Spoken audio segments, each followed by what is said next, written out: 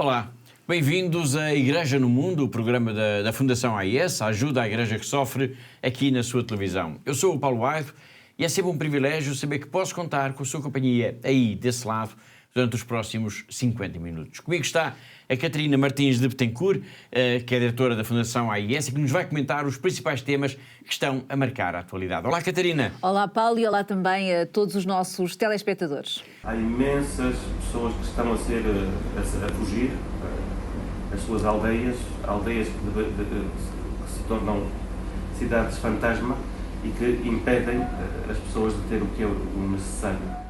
Estamos a escutar o padre Marcelo Oliveira, um sacerdote comboniano português, em missão há vários anos na República Democrática do Congo. Ele está a denunciar a situação de enorme violência na região leste deste país africano, ou seja, na província do Kivu Norte, onde grupos armados têm lançado ataques sucessivos contra as populações, matando, destruindo, levando à fuga de milhares de pessoas e tudo isto praticamente perante a indiferença do mundo. Na semana passada nós falámos um pouco desta situação crítica, mas hoje, e com a ajuda deste sacerdote que nos enviou uma importante mensagem de alerta, vamos retomar este tema no programa de hoje, que está a começar agora.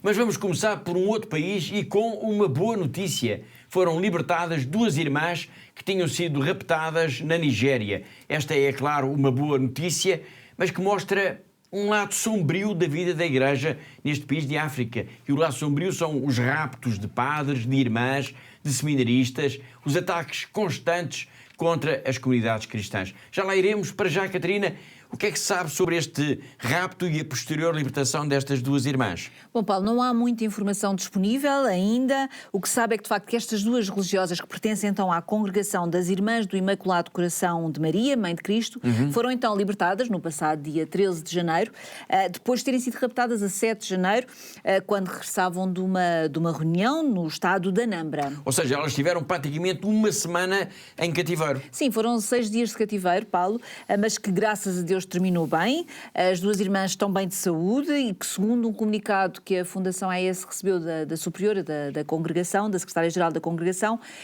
esta irmã diz-nos que a libertação das duas religiosas foi incondicional e isso também é um facto que devemos sublinhar.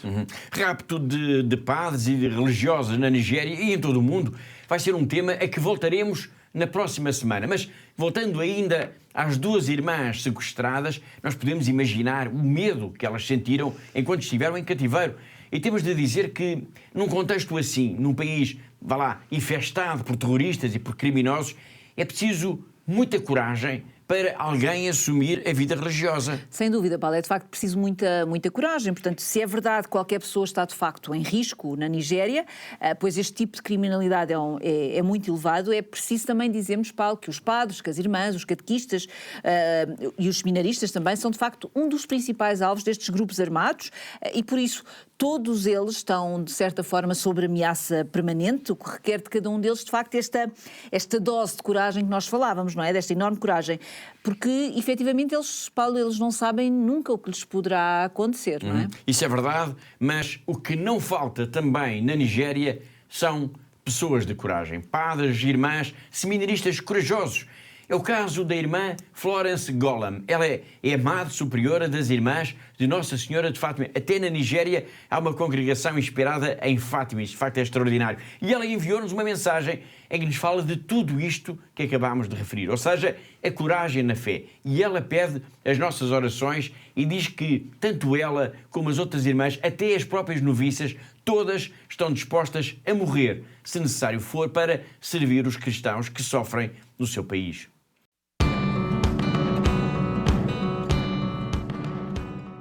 We are an indigenous congregation of the Sisters of Our Lady of Fatima. Our role is to pray and pray for peace. We see ourselves as intercessors, and with what is happening in our country today, particularly in the northern part of the country, and it's affecting us everywhere, a lot of killings. Sometimes we call it political, but there are always some kind of a tune of religious. We now ask that our friends in Portugal, we ask that they remember us in prayer so that we, strengthened with the power of God, will be able to face the challenges of our time. We are meant to evangelize the people of the northern part of the country. And unless we are encouraged, unless we have a strong faith, we cannot do that. But my sisters and novices here are willing to face the challenges, even if it means to die. So it is our prayer that we will remain faithful to God who has called us to be able to minister to our brothers and sisters in need in the northern part of Nigeria.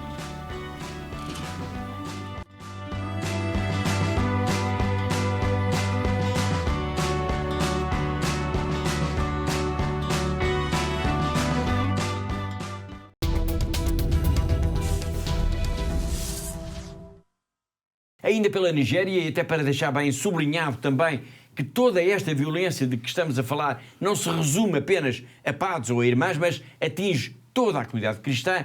No primeiro domingo de janeiro celebrou-se uma missa em Bocos, uma missa por todas as pessoas, todas as centenas de pessoas que morreram numa série de ataques contra aldeias cristãs, isto na véspera de Natal de 2023. Foi, portanto, há pouco mais de um ano. E estamos a falar, Catarina, em mais de 300 vítimas. Sim, Paulo, foram cerca de mais de 300 pessoas que foram mortas, então, por extremistas, numa série de ataques coordenados contra várias aldeias cristãs no estado de Plateau, portanto, na véspera de Natal de 2023, como o Paulo acabou de referir, e foi, de facto, um verdadeiro massacre.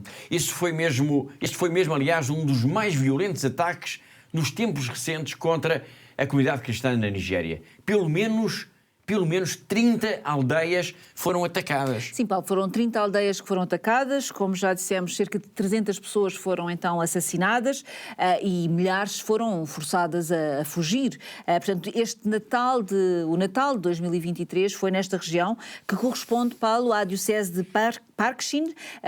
Foi dramático, houve centenas de casas que foram também queimadas, que foram destruídas, enfim, houve de facto um rasto de violência muito grande, uma violência até irracional, podemos dizer, que se abateu sobre estas comunidades cristãs desta região.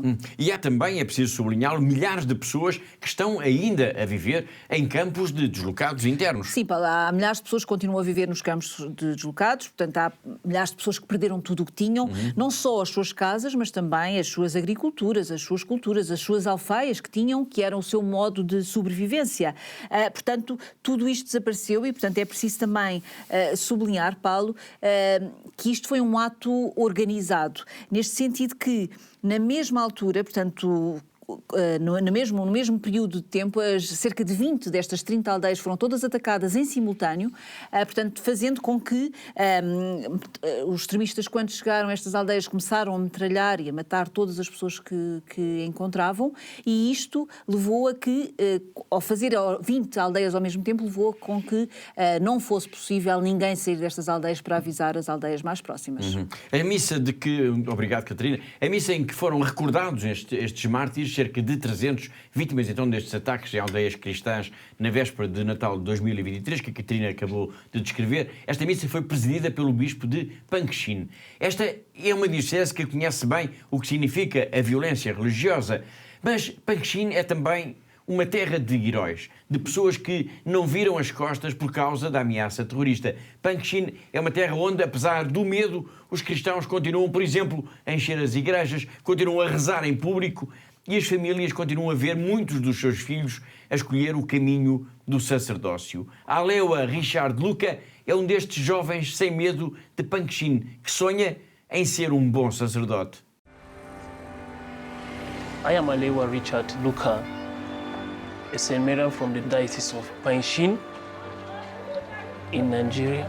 People are dying every day. We have families that in a day they eat only once.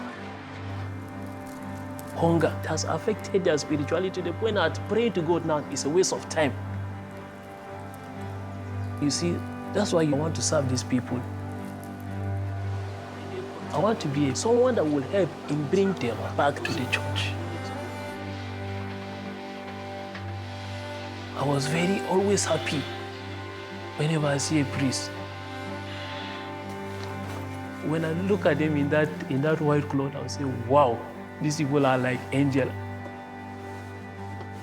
I want to be like them someday.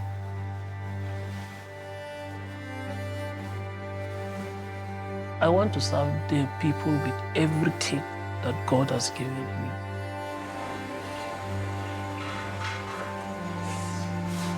I want to establish a relationship that is solid with God. I want to focus on being a good priest, a priest that will serve God with everything in me.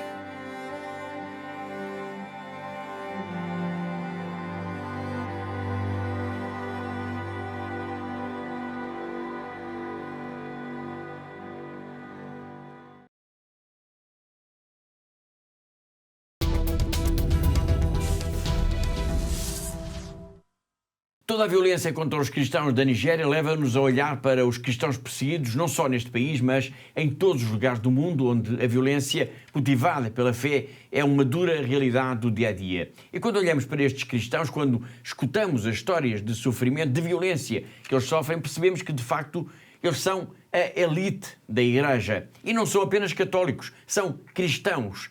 E falo agora disto porque, na sexta-feira, no dia 10 de janeiro, houve uma vigília de oração online, através da internet, portanto, sobre a Igreja perseguida no mundo. Foi uma organização de igrejas evangélicas e a Fundação AES foi convidada. Participaram neste encontro o Félix Lungo, o nosso colega, e a Catarina. Este encontro foi o resultado, digamos assim, do Fórum Ecuménico Jovem que aconteceu em outubro, no Porto, e em que participou uma delegação da Fundação AES, que incluía, Catarina, o arcebispo Bashar Warda. Sim, Paulo, e esta participação agora da Fundação AES nesta vigília de oração nasceu, de certa forma, então, nesse encontro, em outubro do ano passado, então no Fórum Ecuménico Jovem, em que estivemos presentes, juntamente com o arcebispo Bashar Warda, do Iraque. Portanto, o testemunho do arcebispo foi tão impactante, foi tão impressionante, que acabou por cativar os jovens que estavam presentes neste Fórum Ecuménico e que, logo na altura, ficaram a pensar que tinham que fazer alguma coisa.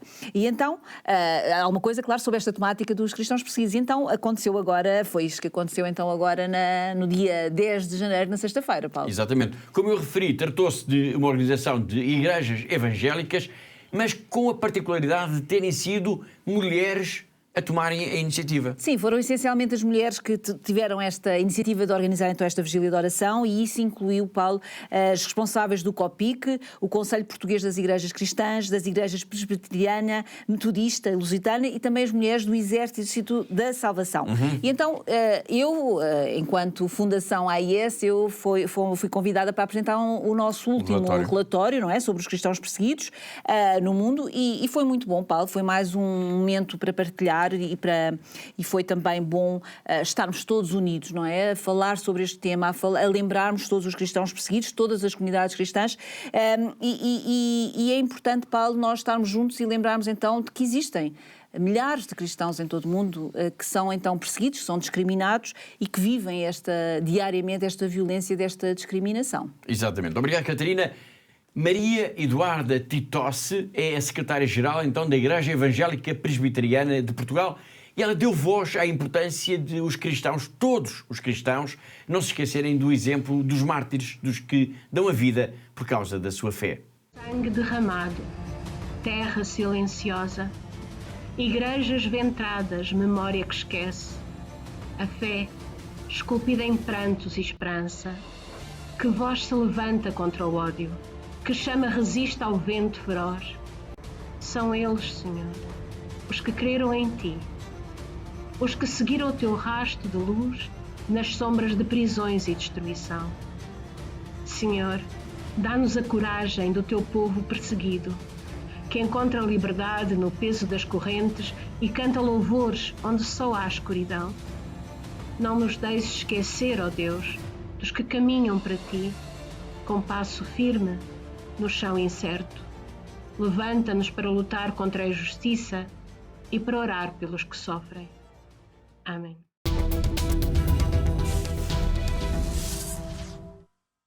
E agora vamos até ao Vaticano, isto para dar conta da escolha histórica do Papa Francisco de uma mulher para liderar um dicastério no Vaticano. Trata-se da irmã Simona Brambilla, que vai passar a liderar o dicastério para a vida consagrada e as sociedades da vida apostólica. É como se ela, a partir de agora, fosse uma espécie de ministra do governo do Vaticano. Mas falamos desta história porque esta irmã, que já foi enfermeira, tem no seu currículo uma experiência missionária onde?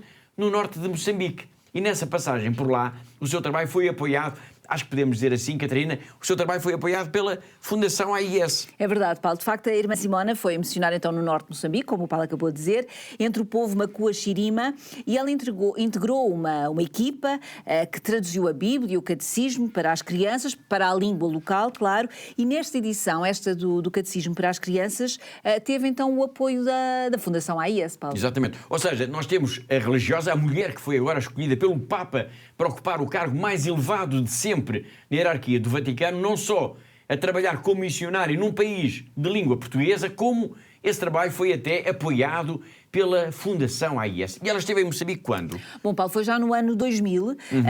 A irmã Simona então foi parar à Diocese de Lixinga para integrar então a equipa missionária da Paróquia de São Lucas, em Maúa, numa altura em que estava então a preparar-se para fazer o seu doutoramento em Psicologia, Paulo. Muito bem. E é então em Maúa que ela se vai cruzar com o missionário Diamantino Antunes, que é atualmente o bispo de Tete, a quem pedimos que nos contasse as suas memórias desse encontro com a irmã Simona. O testemunho de Dom Diamantino é importante, não só porque ajuda a perceber quem é esta mulher que o Papa Francisco escolheu para liderar pela primeira vez um dicastério, mas também porque nos ajuda a conhecer um pouco melhor a realidade da Igreja Missionária em Moçambique. O bispo de Tete enviou uma mensagem escrita que nós vamos agora ler para si.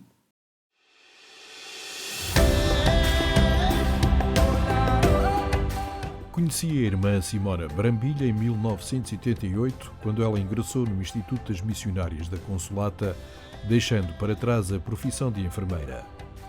Também eu estava nessa altura a preparar-me para ser missionário da Consolata. Depois dos anos de formação, voltámos a encontrar-nos na missão em Moçambique.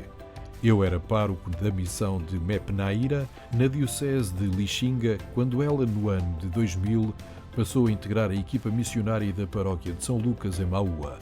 Preparava-se então para fazer o seu doutoramento em Psicologia pela Universidade Gregoriana de Roma, com a tese Evangelizar o Coração, Evangelização Enculturada entre o povo Macua-Xirima de Moçambique. Foi a sua primeira experiência de missão ad extra.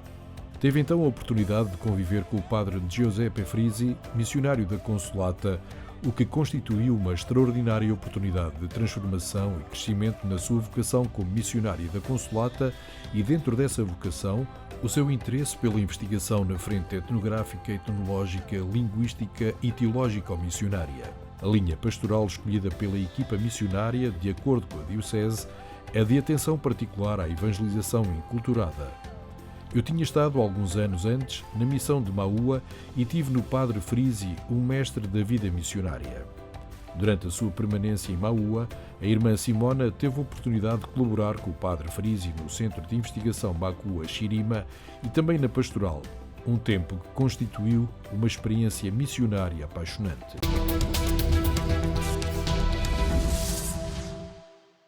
Estamos a ler o testemunho do bispo de Tete sobre a irmã Simona, que o Papa nomeou para liderar um dicastério no Vaticano. Os dois, Dom Diamantino Antunes e a irmã Simona, encontraram-se então no norte de Moçambique como missionários da Consolata e ambos tiveram o privilégio, como acabámos de escutar, de conhecer o padre Giuseppe Frisi, de que iremos falar. Na mensagem que enviou para a Fundação AIS sobre a irmã Simona, Dom Diamantino Antunes, não esconde a profunda alegria por ver uma religiosa da Consolata a escrever com a sua nomeação uma página muito importante da história da Igreja Católica. Foi com alegria que tomámos conhecimento da sua nomeação como prefeita para o dicastério para os Institutos da Vida Consagrada e Sociedades de Vida Apostólica, a primeira mulher a dirigir um departamento na Cúria Romana. Esta nomeação enche-nos a todos de alegria e demonstra que neste mundo tão cheio de contradições e conflitos, a esperança nunca desilude. As qualidades da irmã Simona, a sua humildade, organização, autodomínio, seriedade, capacidade de trabalho e, acima de tudo, fidelidade e sensibilidade, seio de há tantos anos que a reconheço nestas características, estarão agora mais ainda ao serviço da Igreja, ao serviço de todos, e esta perspectiva enche-nos de esperança.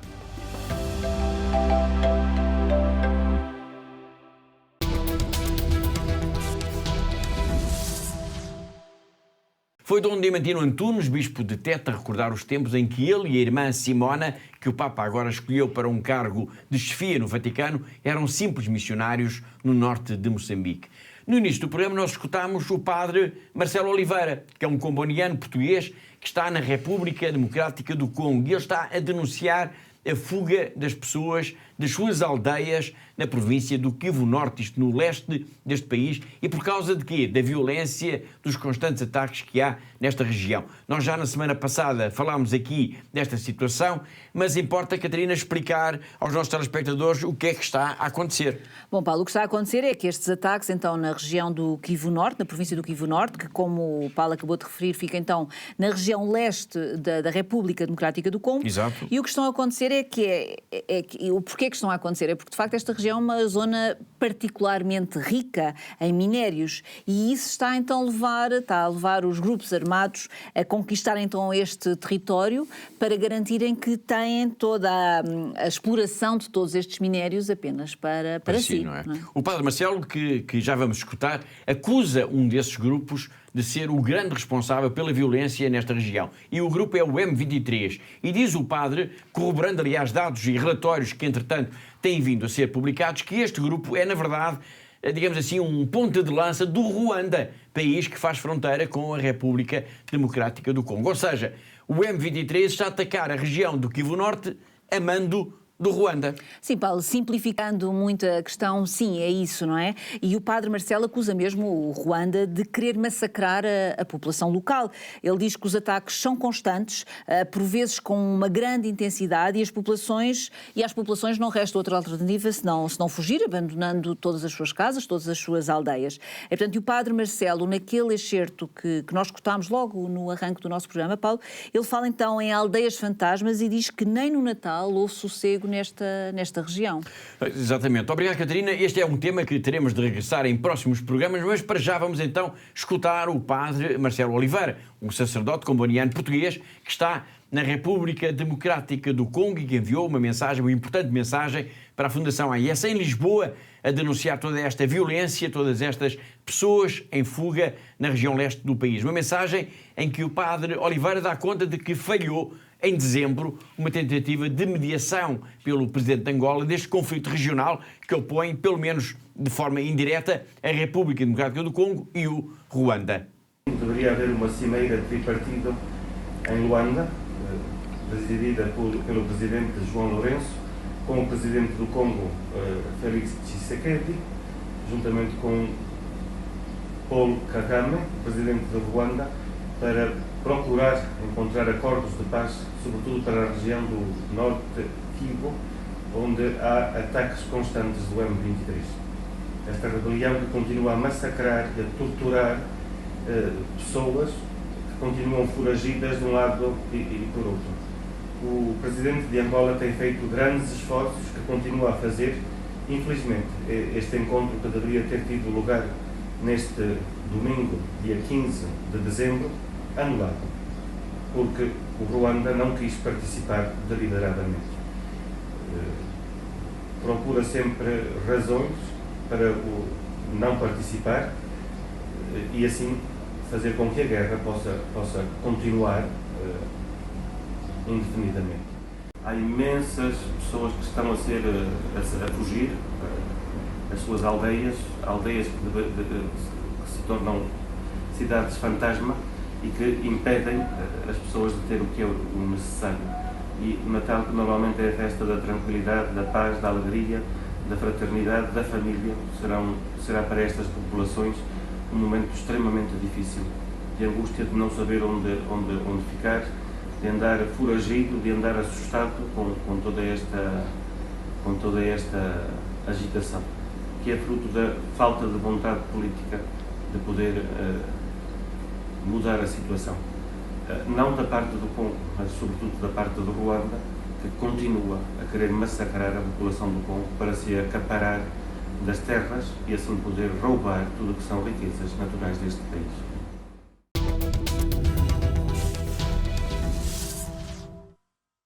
E deste alerta que nos chega da República Democrática do Congo, pela voz do padre Marcelo Oliveira, vamos agora até terras da China, até a Diocese de Macau, ao encontro do nosso correspondente, o jornalista José Miguel Encarnação. Todas as semanas ele conta-nos sempre uma história ou dá-nos uma notícia relevante da vida da Igreja nesta região do globo. À hora que o Papa Francisco abria a Porta Santa na Basílica de São Pedro, no Vaticano, já os fiéis de Macau dormiam do dia 24 para o dia 25. No entanto, também na região administrativa especial de Macau, os fiéis cumpriram a tradição e foram até à Sé Catedral, onde estiveram a participar na Missa do Galo. Missa do Galo que desta vez foi presidida pelo Padre Daniel, ele também um padre brasileiro, que perante uma assembleia de fiéis completamente repleta, fez passar a mensagem do nascimento de Jesus Cristo.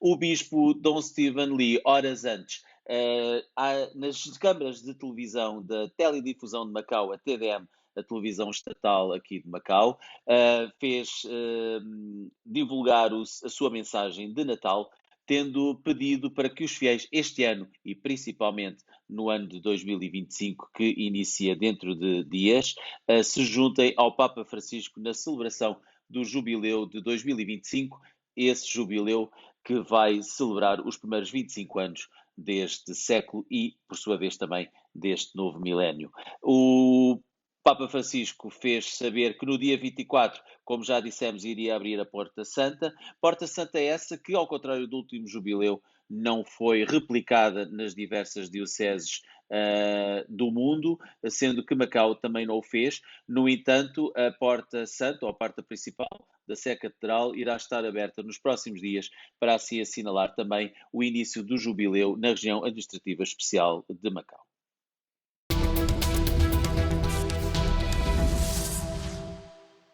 Foi José Miguel Encarnação, nosso correspondente em Macau, e assim chegamos ao fim da primeira parte do nosso programa. Na segunda parte nós vamos para retomar a grande entrevista, um espaço novo aqui no nosso programa de televisão, em que vamos dar protagonismo a figuras da Igreja que desempenham um papel especial no apoio aos cristãos perseguidos. É o caso de Dom Oliver Doem, o bispo de Maiduguri, na Nigéria. Uma entrevista para ver depois de um breve intervalo. Até já!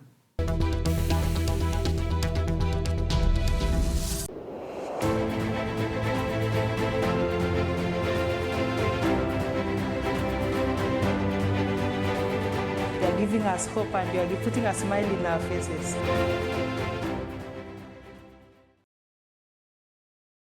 Thank you to all our benefactors. Continúen con esta linda misión de ayudando a la Iglesia en lugares tan sufrientes. Щиро дякую всім вам, що ви є на хресній дорозі, допомагаєте нам нести наш хрест. We are trying to be Jesus. Through your help and support, we are able to bring the gospel to the people. Thank you so much. May God bless you. You are giving us hope and you are putting a smile in our faces. Thank you so much.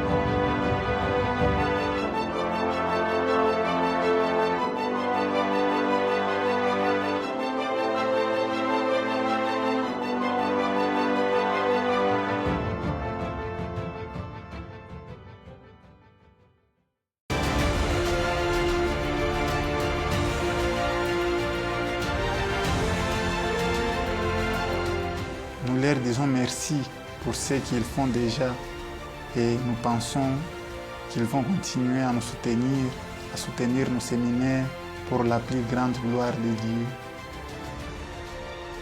La vocation est un mystère, la vocation vient de Dieu, c'est un projet de Dieu.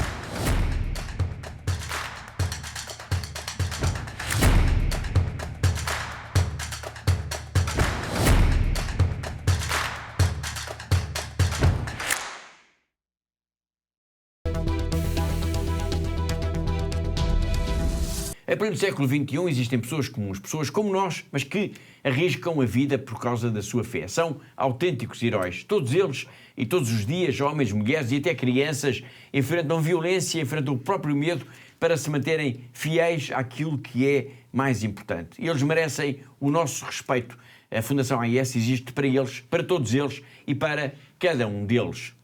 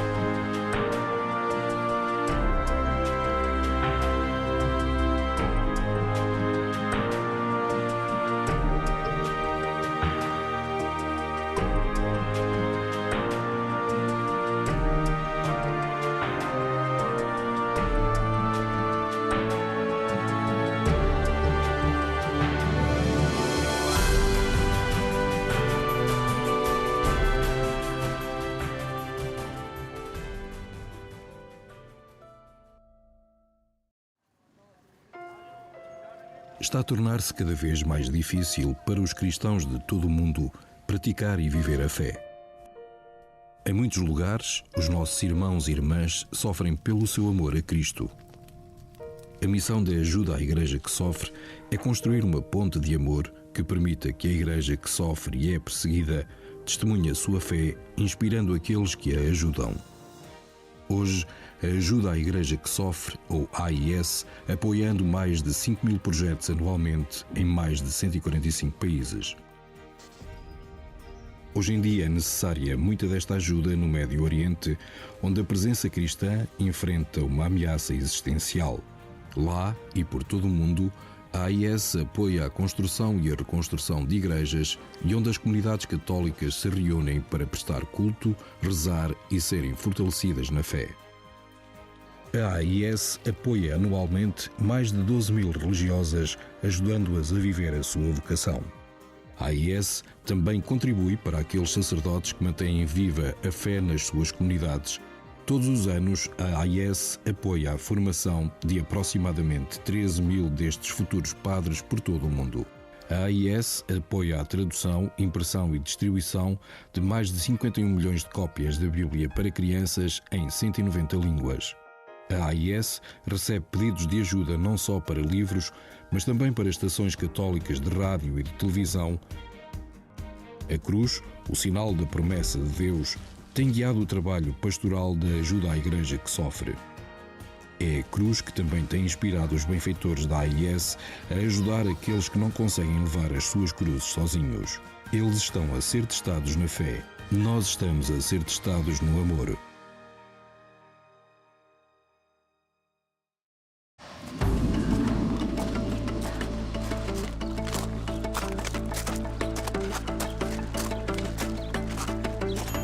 7 نيسان 2014 انقتل أبونا فرانس على إيد الجهاديين قبل ما يطلعوا من حمص بكم يوم. كان هو الراعي الحقيقي اللي ما تخلى عن رعيته.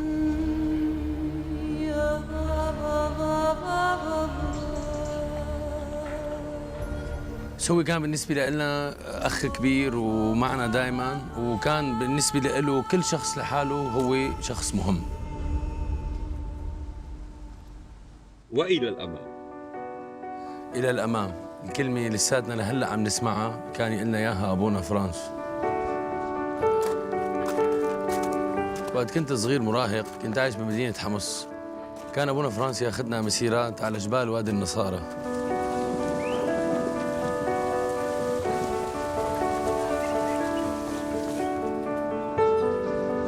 علمني أبونا فرانس افرح بإيماني،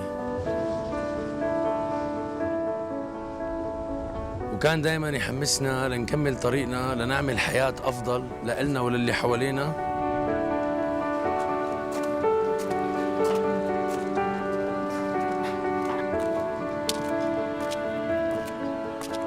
بدون ما نخسر إيماننا.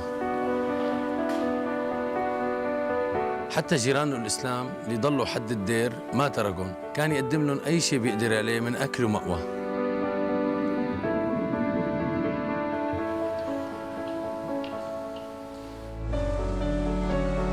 لما بلشت الأزمة بال2011 اجتني فرصة لسافر برات سوريا، وكنت رح سافر، بس أبونا فرانس ألهمني وضليت وصرت متطوع بخدمة إخواتي السوريين.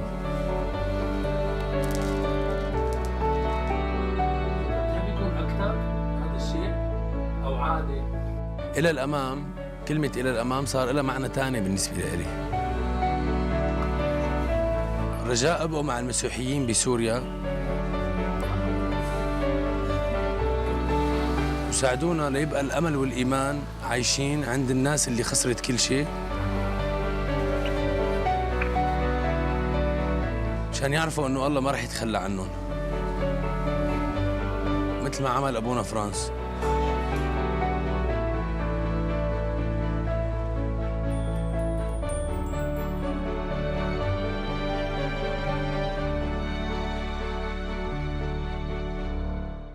E chegamos então à reta final de Igreja no Mundo, o programa da Fundação AIS aqui na sua televisão. E vamos então retomar a grande entrevista, uma nova secção que iniciámos aqui na semana passada e que tem como protagonista Dom Oliver Doem, o bispo de Maiduguri, uma diocese na Nigéria. Na semana passada ele falou muito do Boko Haram, que é um grupo terrorista particularmente ativo na região norte deste país africano. Sim, Paulo, desde 2009 que o Boko Haram então está muito ativo nesta zona norte do país, que é uma zona muito vasta e que inclui também a diocese de Maiduguri.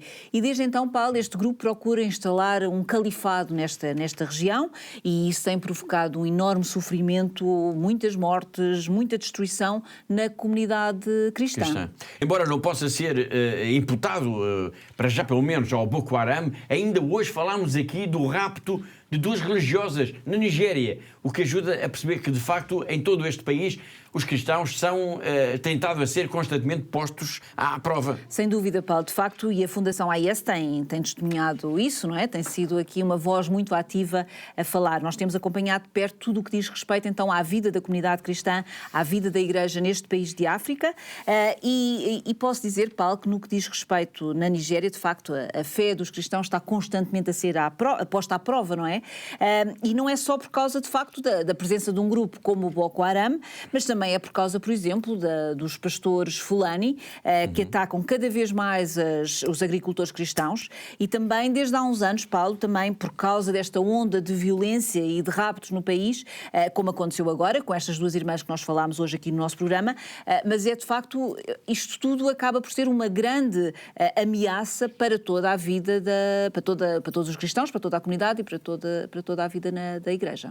E na entrevista de Dom Oliver Doem, que vamos ver daqui a pouco, ele vai falar-nos precisamente de um pouco de tudo isto e vai focar a sua atenção no caso que ficou célebre do rapto de mais de 2 centenas de raparigas, de jovens estudantes de uma escola em Chibok. Sim, Paulo, na altura essa notícia correu o mundo, este caso correu o mundo, já foi em 2014, quando então o Boko Haram conseguiu raptar 279 raparigas de uma escola em Chibok, uma escola que fica precisamente na diocese de Maiduguri, do bispo Dom Oliver Duhem.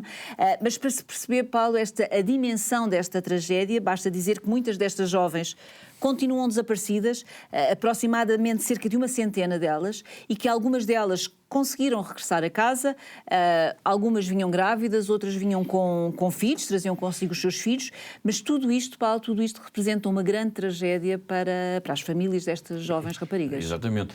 Obrigado uma vez mais, Catarina. Vamos então ao encontro de Dom Oliver Duhem, o bispo de Maiduguri, na Nigéria. É a grande entrevista aqui em Igreja no Mundo, o programa da Fundação AIS aqui na sua televisão. The crisis of Boko Haram kept on escalating since it started in 2009. And the climax of it was in 2014. This was when the group or its members overran the security. And they were chasing the security, the soldiers, the police, and all other security agents like children. They were running in front of them because they were well armed, they had more superior weapons, and so they were, crushing the security personnel. Because of this, they were able to capture many areas. They put many areas under their control. And Maiduguri, which is the capital of the diocese, was made the capital of Boko Haram, caliphate. They call it the caliphate. In other words, their own kingdom. Since the sect members started their operation from Maiduguri, so they made it their own capital. And that tells you what, we've been experiencing all this while. So from that time to this 2014, the attacks kept on increasing. And they captured many areas in our diocese. Because of this, we have over 100,000 Catholics. I'm not talking of all Christians, only Catholics. Over 100,000 Catholics were displaced. They had to run, for their dear lives, run to different parts of the country and even outside the country. As I'm talking to you, we have some of our people who are still in Cameroon. They were there in thousands. Apart from that, we have over 25 priests that also had to run away from their places of work because the Boko Haram members had taken control of those areas. We have over 45 religious nuns that also had to run from their convents and their places of apostolate. We have what we call the volunteers, those who assist priests in outstation churches. Now these volunteers, we call them in our place catechists. They're catechists. And over 200 of them also had to run away with their own families.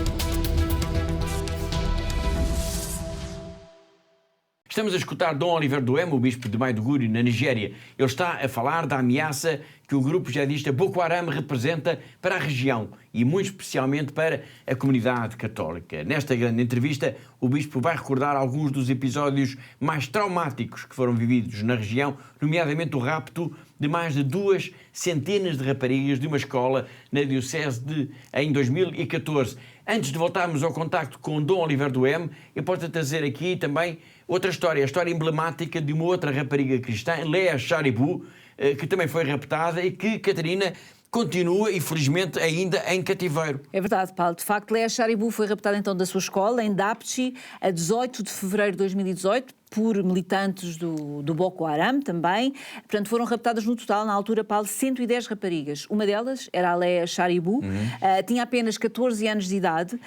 Poucas semanas mais tarde, todas as raparigas foram libertadas, com exceção da Leah Sharibu, porque, sendo uma cristã, se recusou a converter ao Islão, como os raptores, os terroristas assim o exigiam, e por isso ela continua em cativeiro, Paulo, e já passaram quase 7 anos. Exatamente, já passaram quase 7 anos e Leah Sharibu continua em cativeiro por ter recusado converter-se ao Islão. Uma história admirável de coragem de uma jovem de apenas 14 anos de idade.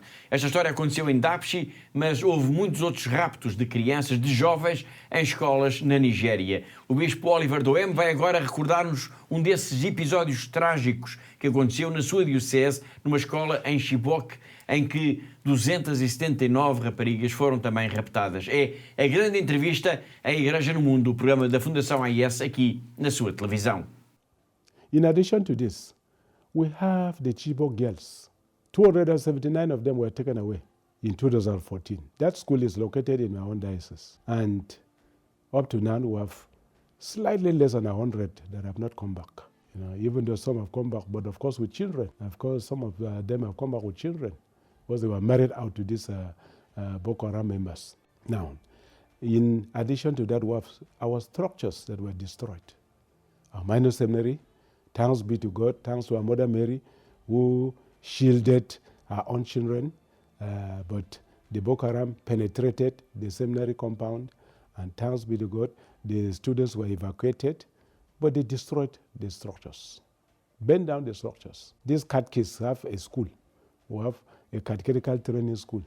They also went there and destroyed the structures there. Our mission schools were affected. Some of them were also not only vandalized, but even burned down. Some of the nuns, some of them were working in hospitals, and the hospitals were destroyed.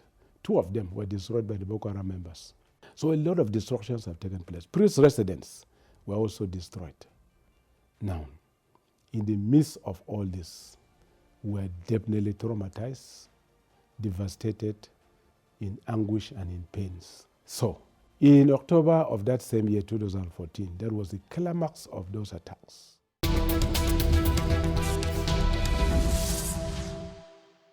Estamos a escutar Dom Oliver Doem, o bispo de Maiduguri, numa grande entrevista ao projeto Despertar da Fundação Eukmami. O prelado está a explicar o que é o Boko Haram, a ameaça que ele representa para a comunidade cristã. Na próxima semana, ele vai contar o que lhe aconteceu um dia quando entrou na sua capela para rezar. I went into my chapel in order to pray. And then suddenly when I looked up, I saw Jesus standing at the right-hand side of the altar. In his 2 hands was a very long sword, very long one.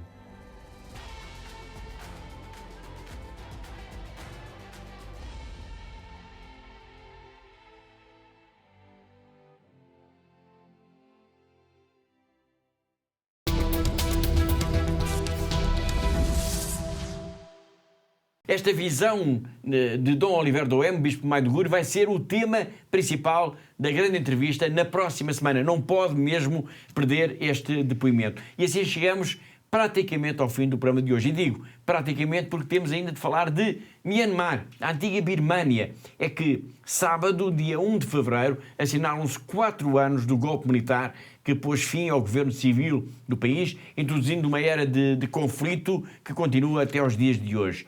E a Fundação AIS decidiu lembrar esta data e convidar quem? Os seus telespectadores e também os seus benfeitores e amigos em todo o mundo para se juntarem numa mesma prece, numa mesma oração pela paz, pela justiça e pela reconciliação por Myanmar. E isto inclui, claro, Catarina, também o nosso país, claro. Claro que sim, Paulo. Portanto, este é um convite, de facto, para todos, para aqueles que nos estão a ver neste momento, para os nossos benfeitores, para os nossos amigos em todo o mundo. Mas podemos dizer, Paulo, que, de certa forma, nós, portugueses, temos, então, um dever especial de atenção para com Myanmar. Isto porque a antiga Birmânia, como o Paulo Exato. Disse há pouco, portanto, é porque ainda há uma comunidade cristã descendente de portugueses neste país e isso, Paulo, não deve ser esquecido por nós. Claro, é mais um elemento para reforçar a importância desta oração. Oração que, repito, está prevista pela Fundação AIS para o dia 1 de fevereiro, que é o dia que coincide com o dia do golpe de Estado, há 4 anos, que é um dia de oração pela paz e pela reconciliação, então, em Myanmar. Exatamente, Paulo. Portanto, essencialmente, Paulo, aquilo que nós procuramos é que procurar lembrar então a situação que se está a viver, esta situação que é altamente inquietante que se vive então em Myanmar desde o dia 1 de fevereiro de 2021, então a data do golpe militar, porque desde essa data, Paulo, já foram mortos milhares de civis, pelo menos mais de 5 mil pessoas foram assassinadas, calcula-se que haverá também cerca de 3 milhões e 300 mil pessoas deslocadas e há ainda 30 mil pessoas que estão detidas, Paulo. Muito bem. Uma forma muito sintética, Catarina, que conflito é este? Bom, Paulo, além da questão política, claro, que decorre então desta interrupção forçada do processo democrático que estava a ser vivido neste país, portanto, com o golpe dos militares, não é? Portanto, há um conflito que tem crescido também de tom e que se agravou significativamente nos últimos tempos e que opõe então as forças governamentais e uma série de grupos armados que estão neste momento a atuar, de resistência, não é? E também de milícias étnicas que existem no país, Paulo. Muito bem. E qual é então concretamente esta que é a questão, a proposta de oração da Fundação AES para lembrar então este conflito que se arrasta já há 4 anos em Myanmar? Bom, Paulo, a ideia é que todos nós, como comunidades de fé, nos apelemos, de facto, com fervor, com as nossas orações, claro, apelemos para a paz, para a justiça e para a reconciliação em Myanmar.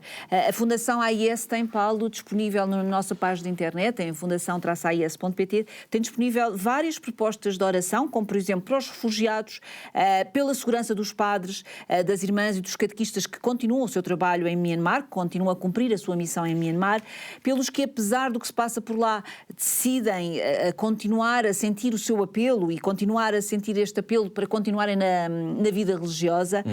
Também, por exemplo, temos uma proposta para os jovens, uma proposta de oração pelos jovens de Myanmar. Portanto, o importante, Paulo, é que cada um de nós reze então pelo povo sofrido de Myanmar para que esta tragédia possa acabar o mais rapidamente possível. Obrigado, Catarina. Este pedido de orações corresponde também ao anseio da Igreja local. Ainda há dias, o cardeal Charles Bo, que é o arcebispo de Yangon e presidente dos bispos de Myanmar, ele pediu numa mensagem de Ano Novo o fim imediato da violência neste país devastado pela guerra e apelou também à reconciliação. O cardeal Charles Bo, que pouco antes do golpe militar explicava e agradecia toda a ajuda, toda a solidariedade dos benfeitores da Fundação AES para com a Igreja do seu país. Palavras que vamos agora recuperar, sublinhando este convite à oração de todos por Myanmar, a antiga Birmânia, oração no próximo dia 1 de fevereiro. I became bishop in the first diocese in 1985-86. From that time on, I've been to how many 5 dioceses, and we have received a lot of aid from the church in need, in especially case of education, for religious formation, for the children in needs, for disaster and other things. We have been receiving very much on that, and I must say that more than any other, the aid in church is very, very understandable. No? They knows our situation, and they've been very lenient in every way. So now, especially my diocese, they have been especially focusing and giving offering scholarship to different religious sisters and fathers, and they have built not only that education, plus even building of the churches and other things. So we are very grateful to the church in need for the thing.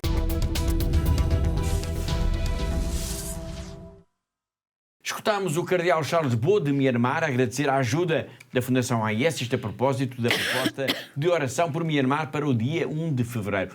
Mesmo a chegar ao fim do programa de hoje, ainda temos uma nota de agenda, e isto é importante. No âmbito da celebração dos 30 anos em Portugal, da presença da Fundação AES em Portugal, estamos cá há 30 anos, a Fundação AES vai realizar vários eventos ao longo de 2025 para marcar, claro, esta efeméride. E o primeiro vai ser já, Catarina, no próximo dia 13 de fevereiro. É verdade, Paulo, e é uma data muito especial, Paulo, porque assinalamos então 20 anos do falecimento da irmã Lúcia. Aí está, mais um elemento importante. Exatamente, e então, para este dia, e já integrado então nas comemorações dos 30 anos da presença da Fundação AES em Portugal, temos então uma proposta para quem nos está a ver lá em casa, para todos os nossos benfeitores e amigos, que é então assistir ao musical Fátima, portanto, que é uma grande produção do Filipe Laferi, no teatro que está presente está em cena no Teatro Politeama em Lisboa. e que terá então neste dia um desconto especial para todos os benfeitores e amigos da Fundação AIS, um desconto especial de 15%, Paulo. Muito bem, excelente. Isto é ótima maneira para terminar o nosso programa. Fica aqui esta nota de agenda a que voltaremos na próxima semana. De qualquer forma, no site da Fundação AIS, em fundação-ais.pt, tem toda a informação disponível. Repito, fica aqui o convite. Musical Fátima, dia 13 de fevereiro, pelas 21 horas, no Teatro Politeama. Mais informações também, se quiser, ligue para a Fundação AIS em 21-754-4000. Bom, e assim então chegamos ao fim do programa de hoje. Todas as notícias estão sempre disponíveis, todas as notícias, toda a informação está sempre disponível no nosso site em fundação-ais.pt e também importa dizer que todas as semanas nós marcamos encontro aqui porque, de facto, há uma igreja que precisa da nossa ajuda. Eu despeço-me com amizade. Até à próxima semana, se Deus quiser.